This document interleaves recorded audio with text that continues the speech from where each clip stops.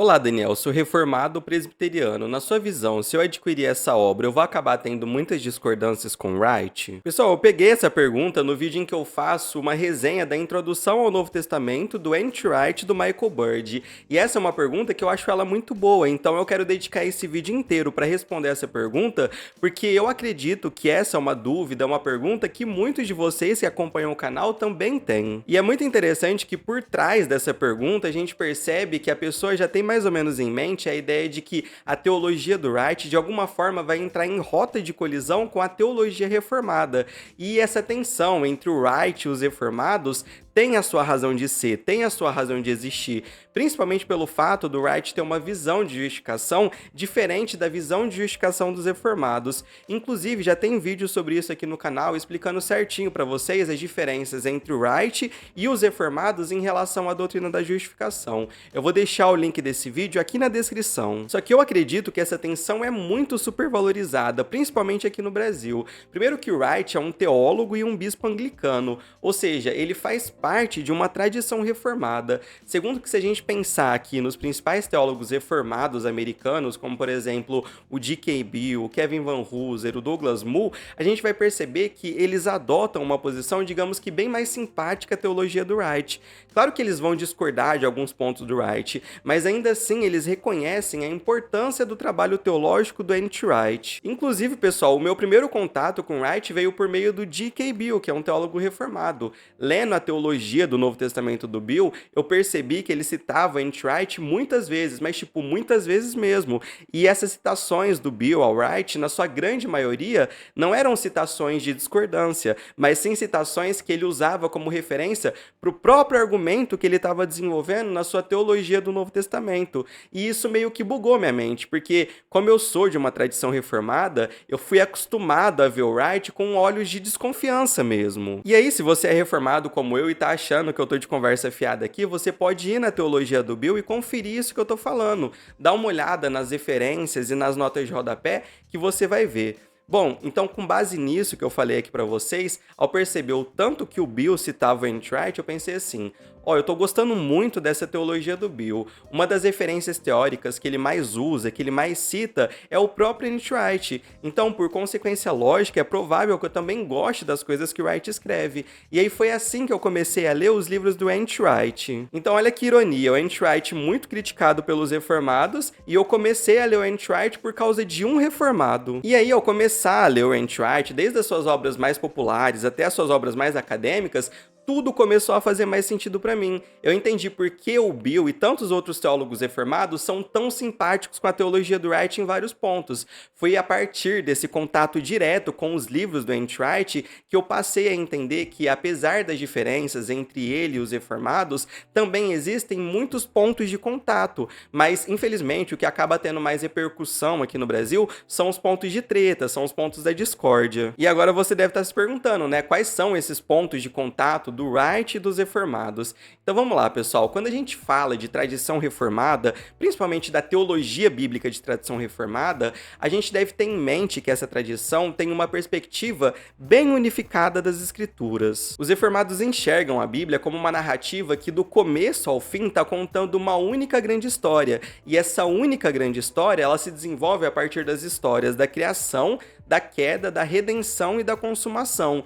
Então, dentro da teologia bíblica reformada, tudo na Bíblia está conectado. Cada livro, cada evento, cada personagem está apontando para essa grande história, que os reformados chamam de história da redenção. Ou seja, na tradição reformada, principalmente na tradição reformada holandesa, tem essa ênfase muito forte no caráter narrativo e histórico da Bíblia. Os reformados olham para a Bíblia como esse grande drama onde Deus vai em direção da sua criação para resgatar essa criação do poder do pecado. E aí os reformados vão falar que esse grande drama, que essa grande história de Deus com a criação e com a humanidade se desenvolve por meio de quê?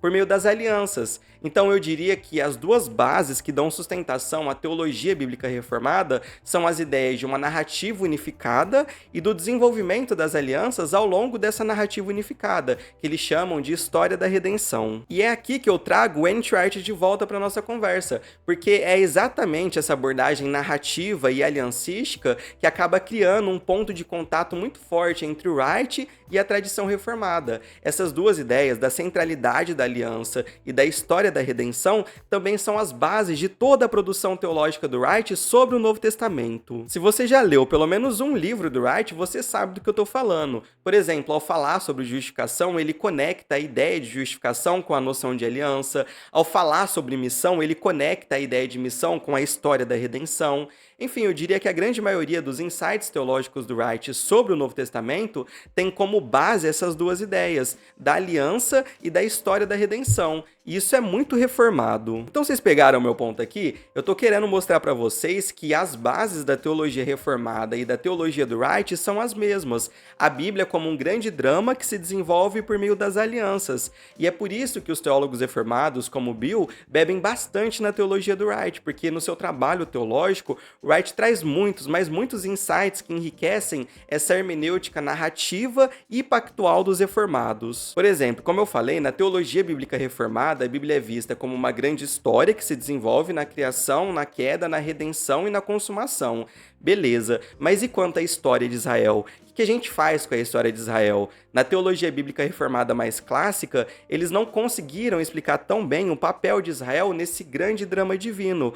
Aí então surge o Wright falando que a gente não vai ter uma boa compreensão do grande drama das Escrituras se a gente não entender a importância teológica e histórica de Israel nesse grande drama que se desenvolve na Bíblia. Ele vai falar que sem entender o papel de Israel, a gente não vai conseguir entender Jesus, a gente não vai conseguir entender Paulo, não vai conseguir entender qual o significado do Evangelho, porque tanto a história de Jesus, como a vida e a teologia de Paulo, como o próprio significado do Evangelho, tá tudo ligado, tá tudo conectado à história de Israel. Só que a teologia bíblica reformada mais clássica não foi tão feliz em perceber a importância da história de Israel para a compreensão de todos esses pontos. Aí os teólogos reformados como Bill, ao lerem Wright falando sobre essas coisas, eles vão falar assim, beleza, ele tá certo, realmente a gente precisa olhar com mais atenção para o papel de Israel dentro da narrativa bíblica. Ou seja, o Bill e outros teólogos reformados vão reconhecer que a hermenêutica narrativa e pactual do Wright pode, digamos assim,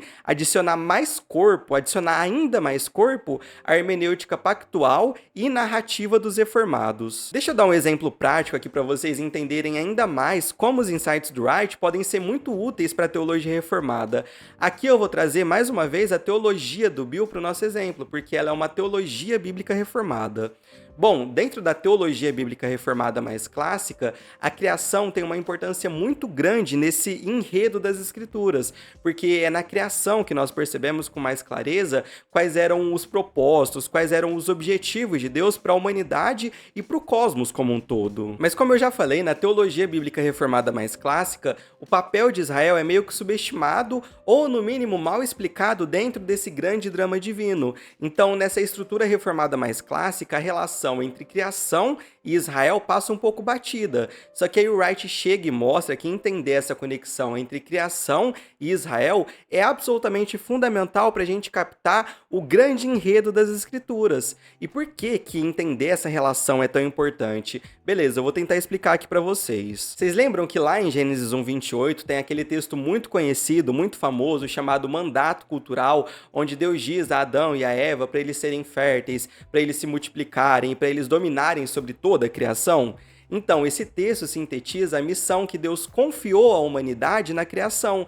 Deus criou a humanidade para refletir sua glória, para governar sobre a criação e para expandir o Jardim do Éden, de modo que toda a criação fosse cheia da sua presença e da sua bondade, da mesma forma que no Éden. Mas aí entra a queda nessa história, e a gente sabe que a humanidade falhou miseravelmente em cumprir essa missão. Tá, Daniel, e onde que Israel entra nessa história?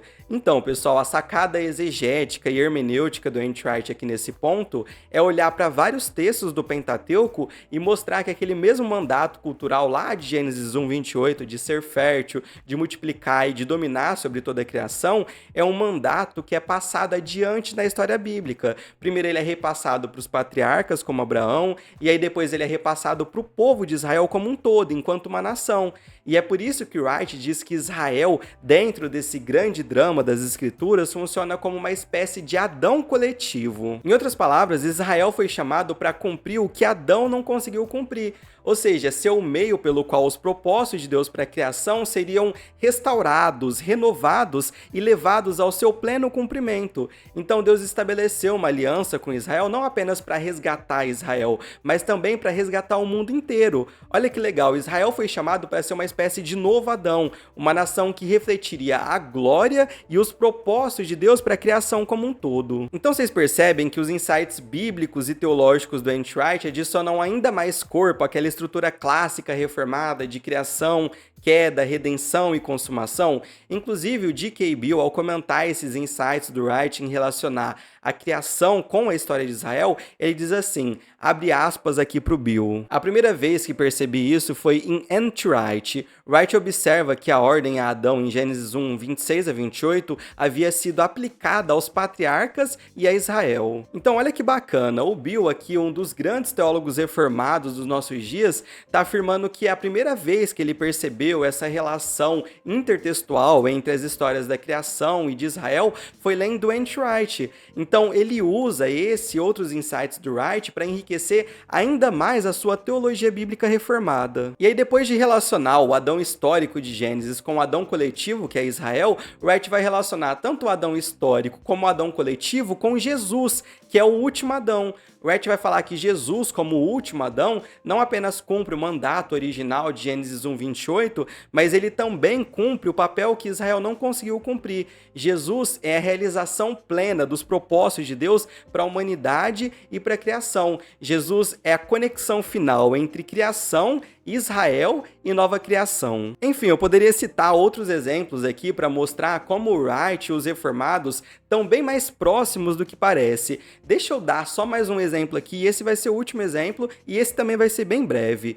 O Wright, pessoal, ao falar sobre a estrutura da teologia de Paulo, ele vai falar que existe uma espécie de tripé no qual a teologia de Paulo se sustenta. E aí esse tripé é formado por 3 grandes temas, que são eleição, monoteísmo e escatologia. E aí, por exemplo, dentro do tema da eleição, Wright também vai trabalhar muito a importância do conceito de aliança dentro da teologia paulina. E na boa, pessoal, essa compreensão do Wright sobre Paulo não poderia ser mais reformada. Ele vê temas como eleição, escatologia, aliança como sendo temas basilares, como sendo temas fundamentais na teologia paulina. E todos esses temas são importantíssimos dentro da teologia reformada. Então, assim, Wright vai ter uma ideia diferente sobre justificação da ideia dos reformados? Sim, ele vai ter. Só que apesar dessa e de outras diferenças também, tem vários outros pontos de contato entre o Wright e os reformados. E como eu tentei mostrar aqui para vocês, esses pontos de contato são reais mesmo. Não é uma invenção da minha cabeça. Por isso eu fiz questão de citar várias vezes o Bill aqui, porque eu diria que ele está entre os 3 maiores teólogos bíblicos reformados dos nossos dias. E a interação dele com a teologia do Wright é muito saudável. Ou seja, o Bill pega vários aspectos da teologia do Wright que complementam a sua hermenêutica e a sua exegese reformada, e ele descarta aquelas partes da teologia do Wright que ele entende que estão erradas, como a ideia da justificação. E o que eu, como reformado, tenho tentado fazer ao interagir com o pensamento do Wright é exatamente isso, ficar com aquilo que é bom e descartar aquilo que eu acho que não é bom. Então deixa eu ler mais uma vez a pergunta que a gente iniciou o vídeo. Olá, Daniel, sou reformado presbiteriano. Na sua visão, se eu adquirir essa obra, eu vou acabar tendo muitas discordâncias com Wright? A gente já respondeu essa pergunta ao longo do vídeo, né? Mas respondendo ela diretamente agora, sim, você como reformado provavelmente vai encontrar pontos de discordâncias com Wright, principalmente quando o assunto é a doutrina da justificação e da expiação. Só que ao mesmo tempo você também vai encontrar muitos pontos de contato, especialmente na forma como Wright enxerga a narrativa bíblica e a centralidade das alianças. Então, se você lê as obras do Wright disposto a aprender e também disposto a interagir criticamente com elas, eu tenho certeza que você, mesmo sendo um reformado, vai aprender bastante coisa com essas obras. Inclusive, em alguns pontos, o Wright vai refinar ainda mais a sua hermenêutica narrativa e pactual, ou seja, a sua hermenêutica reformada. Aliás, eu acho que eu nunca falei isso aqui no canal, mas há uns 2 ou 3 anos atrás eu era um dispensacionalista progressivo, e quem me tirou do dispensacionalismo progressivo foi principalmente o N.T. Wright e o G.K. Beale, mas esse é assunto para um outro vídeo aqui no canal. É isso, pessoal, eu espero que esse vídeo tenha te ajudado a entender um pouco mais dos pontos de contato entre o Wright e os reformados, porque são raras as pessoas que eu já vi aqui na internet fazendo essa relação. Aqui de cabeça eu lembro só do Guilherme Nunes, que já foi meu professor, aliás, foi um dos melhores professores de teologia que eu já tive na vida. Muito bom mesmo, inclusive se um dia esse vídeo chegar até você, um abraço, Gui. Bom, eu vou ficando por aqui, pessoal, fiquem todos com Deus e até a próxima.